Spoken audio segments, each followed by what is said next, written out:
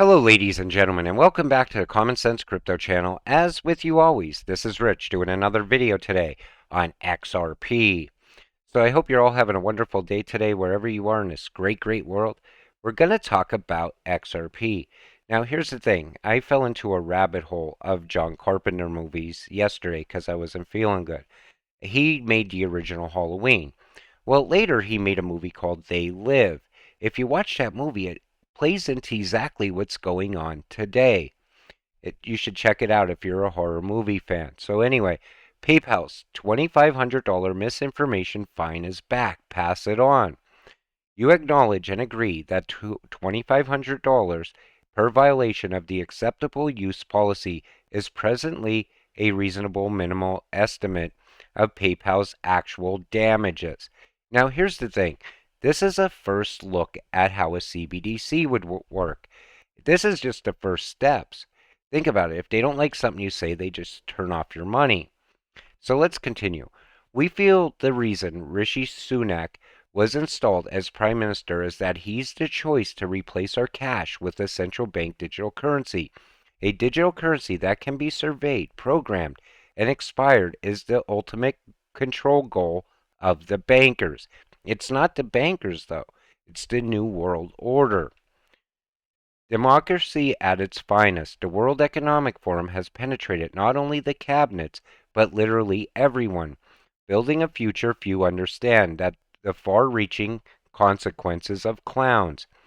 UK now has a World Economic Forum king, Prime Minister, government, leader of opposition, opposition party, media. They literally took over the entire UK at this point. And this is coming to the US at some point as well. Rishi, digital ID and CBDC incoming. It's not like you didn't know. We've been telling you for nearly 3 years. And that's the thing. I've been talking about it in a couple videos over the past few months. But the first time I seen this was literally probably like 2019. Maybe even sooner. Right after I got into crypto, I remember this was all conspiracy theory back then. It was never going to happen. XRP's not going to move all the world's money. Here we are in 2022, and things look a lot different. Stablecoins not backed by assets are a pyramid schemes. Managing Director IMF, Kristalina Georgieva. Anyway, the thing is, the IMF was the first one to talk about stablecoins backed by some sort of precious metal. Remember ESDR talks? But what about the US dollar? That's literally backed by nothing. It should be a pyramid scheme at this point. It's backed by empty promises. And now it doesn't even look like it's going to have oil to be backing it anymore. XRP and XLM are stablecoins according to the World Economic Forum. Aren't stablecoins whose value is pegged to are backed by an underlying asset? What is XRP and XLM's value backed by? That would make them stablecoins, according to our general understanding. They didn't back it by anything yet. And I always say they don't need to be backed by anything to move all that value. They have to be valuable as well. But the IMF does talk about backing stablecoins. As central banks fail and fiat currency loses its value, people start to ask questions. What is money? That's when you need to pay attention to what financial institutions are doing. The new system will utilize blockchain protocols such as XRP and XLM to stabilize commodities. But here's the thing. It's not only going to be XLM and XRP. It's also going to be the rest of them. XDC, IOTA, Algo. Stablecoin refers to a class of digital currencies that are relatively stable in terms of their price. Stablecoins offer instantaneous processing and security of payments as many cryptocurrencies do. They also offer stability with respect to their parity against fiat currencies. Two digital currencies that fall into this category are RippleNet's native digital currency, Ripple XRP, and Stellar Network's native cryptocurrency, the Stellar Lumen, XLM. Both Ripple and Stellar enable faster and more efficient cross-border payments relative to correspondent banking. However, they differ in that the form aims at improving cross-border settlement between international banks, whereas the latter aims to providing low-cost cross-border payments, financial services to end users and the unbanked population. That's why we already see XLM out there banking the unbanked through MoneyGram. Interesting. The government's position is to start with those most stable, least volatile coins, likely to be used by intermediaries as a settlement currency, and then we go full forward and consult from there. So they just want to start with stable coins and then move up the chain. They want to push this through first because it's easy for people to accept it. XRP, any fiat cryptocurrencies within seconds. XRP, the digital currency, XRP acts as a bridge currency to other currencies. It does not discriminate between any fiat cryptocurrency, which makes it easy for any currency to be exchanged for another.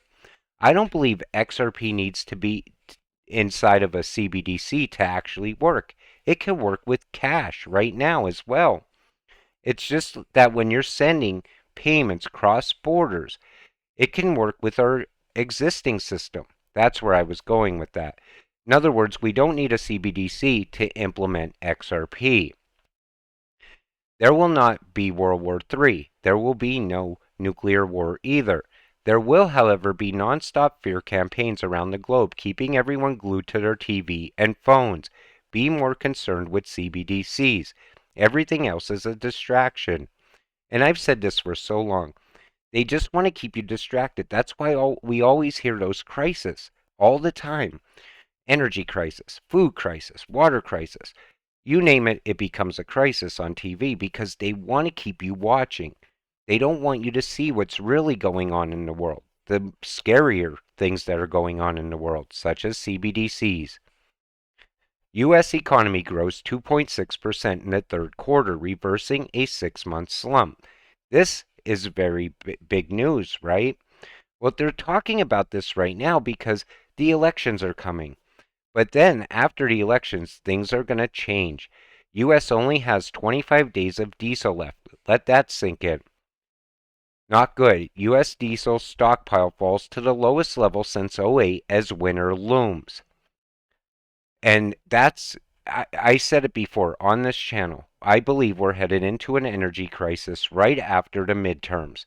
Because right now, they want to keep everyone happy. They want to keep the gas prices as low as possible. But then the gloves come off and things look a lot different right after elections. We've seen it in the past and we'll see it again this year. It starts with the energy crisis just like it did overseas. The last time the average rate was above 7% was April 2002, a time when the U.S. was still reeling from the September 11th attacks, but 6 years away from the 2008 housing market collapse that triggered the Great Recession. U.S. mortgage rates topped 7% for the first time in 2 decades.